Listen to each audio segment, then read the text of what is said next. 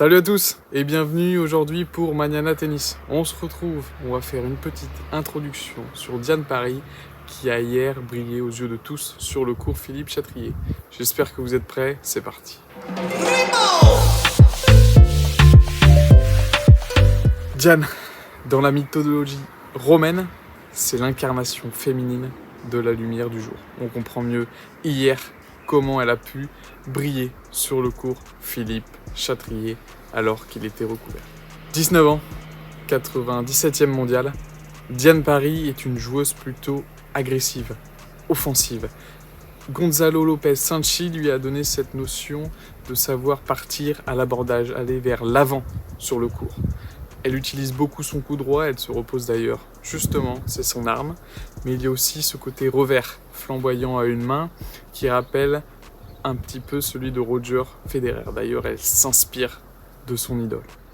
Cette joueuse a été formée au tennis club de Boulogne-Billancourt. C'est pourquoi elle a une facilité à jouer sur terre battue, elle qui a fait la majorité de ses gammes sur cette surface. D'ailleurs, chose que je n'ai pas précisée, c'est une joueuse qui performe très bien au filet, elle qui est une bonne joueuse de double.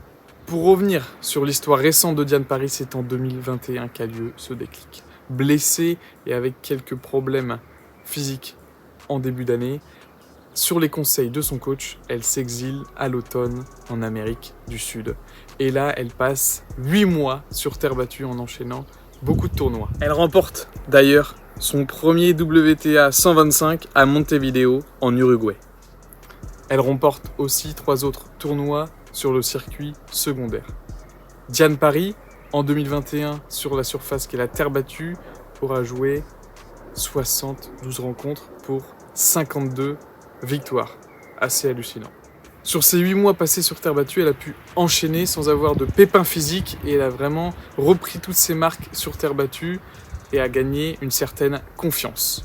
Depuis 4 ans, elle est en collaboration avec Gonzalo Lopez Sanchi, un entraîneur espagnol qui lui donne de nombreuses clés pour sa confiance et sa réussite sur le court.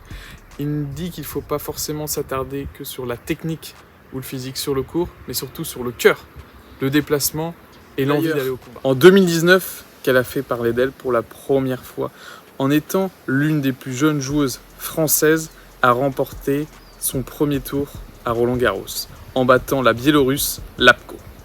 Elle était à l'époque 457e mondiale. D'ailleurs, la même année, elle a su remporter le Master Junior, qui l'a consacré numéro 1 mondial. Pour la petite histoire concernant son revers, c'est une grande admiratrice de Roger Federer et elle aime vraiment ce beau jeu.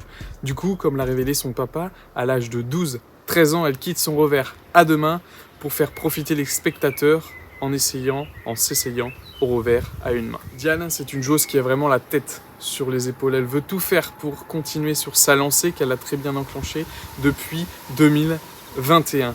Pas d'objectif de classement, mais une envie de bien jouer au tennis et de s'améliorer match après match. Avec Gonzalo Lopez Sanchi, je pense que la mission sera réussie et que sur le long terme, Diane Parry restera longtemps dans le top 100. J'espère que cette petite introduction de Diane Parry vous aura plu ce matin dans Mañana Tennis. Je vous souhaite une très bonne journée aujourd'hui à Roland-Garros pour cette 3e journée. Je vous dis à très vite. Ciao.